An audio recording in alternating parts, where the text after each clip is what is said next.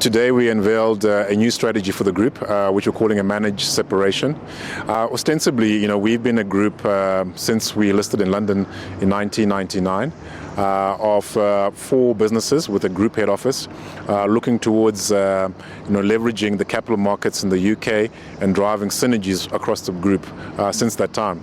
And I think we've come to a conclusion after a strategic review headed up by Bruce Hemphill, our group CEO, and their executive team, where we come up with the view that says that group construct doesn't actually add value to shareholders and broader stakeholders, and that we should see a separation of the 4 underlying businesses being Old Mutual Emerging Markets, Nedbank, the UK wealth business, and the US asset management businesses into 4 standalone businesses going into the future.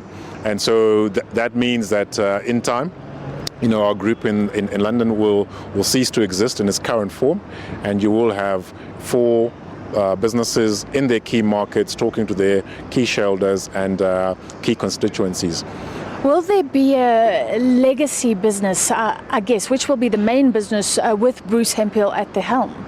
Well, I don't know about what the legacy business will be with Bruce Hemphill at the helm, but certainly, the outcome will be, as I mentioned, 4 standalone businesses. And certainly, the Nedbank is already listed in the capital markets. It's listed in the Johannesburg Stock Exchange.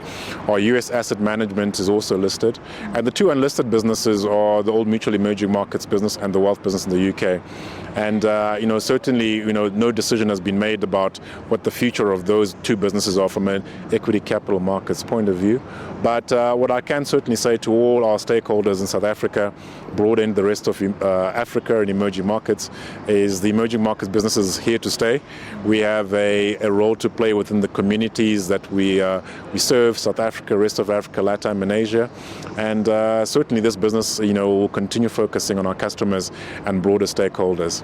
There was talk of coming back home, in a sense, listing on the JSE. Could we see Old Mutual Emerging Markets now listed on the JSE? Well, I don't want to speculate about what the future will be because, there's a lot of work still ahead in this managed separation strategy to actually map out clearly the routes and the means and mechanisms by which we'll effect this new strategy. And I think it would be very premature and inappropriate for me to say we'll certainly list, but there may well be equity capital markets activities, e.g. listing in time, but we will clarify that later in the year. What does this mean for Nedbank? There's still a link. Old Mutual Emerging Markets will keep a shareholding, but this will be the only bank not reporting into a group, cutting it loose, basically. Is that correct? Well, 2 points I want to make. Firstly, yes, we are going to keep the relationship we have with Nedbank going forward from an Old Mutual Emerging Markets.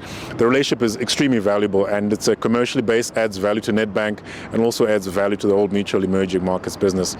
And, as Bruce, mentioned in the update on the strategic review, we will manage down our controlling stake in Nedbank into a strategic but minority position over time, and we'll work out the details of that in due course. And to your point about having a shareholder of reference, if I understood your question right, Standard Bank doesn't have a shareholder of reference. It has a major strategic minority position from SABC, as I understand it, and the First Rank Group also don't have a shareholder of reference. So, it wouldn't be unique for Nedbank, and they'll have a much wider shareholder base, which in many markets, exists and can work well for them. So for shareholders, this means you are likely to get a share in a whole host of businesses. Instead of selling Old Mutual, is separating this out. Do you think shareholders will be welcoming the move? Well, I would like to believe those shareholders will welcome the move because, there has been, firstly, a significant amount of group costs at a London level, and it's 80 million pounds per annum, significant if you convert that to rands, of having the group head office in London. So, that should disappear. There is a hybrid debts that sits there. It has a cost to it. and over time, that will be dealt with. And then there is the conglomerate discount, which we believe that the market has applied to the group by the fact that we have businesses in emerging markets and developed markets, a banking business, and an insurance asset management business, and the market does like much more pure players.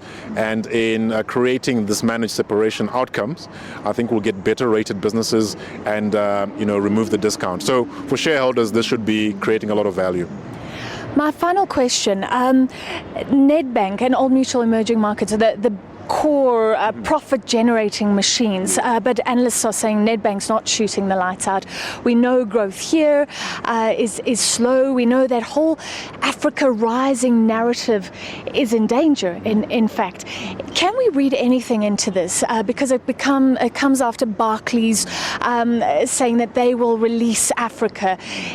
Can we read any lack of confidence, any sort of need to separate Europe and Africa, or is that a misreading? That's a complete misread. I mean, I can't comment on what Barclays have done, but I can certainly comment what we're doing. And I think one of the points that was made around the change in our capital management policy, basically the dividend policy, which means we're retaining more of the retained earnings in the businesses so that those businesses can fund their growth. So between Nedbank and ourselves, our strategies are pretty much within the emerging markets. I can't speak for Nedbank's full strategy, but what I understand of Nedbank's strategies, a focus on South Africa and working in the rest of Africa with ETI in West Africa and deploying some of their own resources more broadly into Africa. So my understanding is that Nedbank has got a medium to long-term focus on growing its business on the continent. Certainly coming to us in the Old Mutual Emerging Markets, we need capital to grow more broadly. We would like to have a bigger business in West Africa.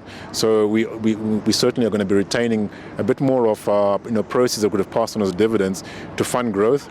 We're investing here in South Africa. There's a massive IT investment we're making in our business in South Africa. So we're not losing any confidence whatsoever, notwithstanding the challenges that we see in the macro space. So we're very pro South Africa. We're very pro the rest of Africa within our strategies. Is there still hope and a great future for Africa?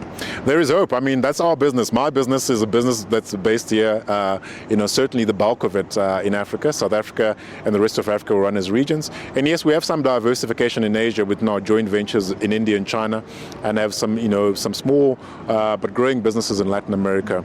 The core of our business, we've been here 170 years as Old Mutual. Africa is what we know and the roots.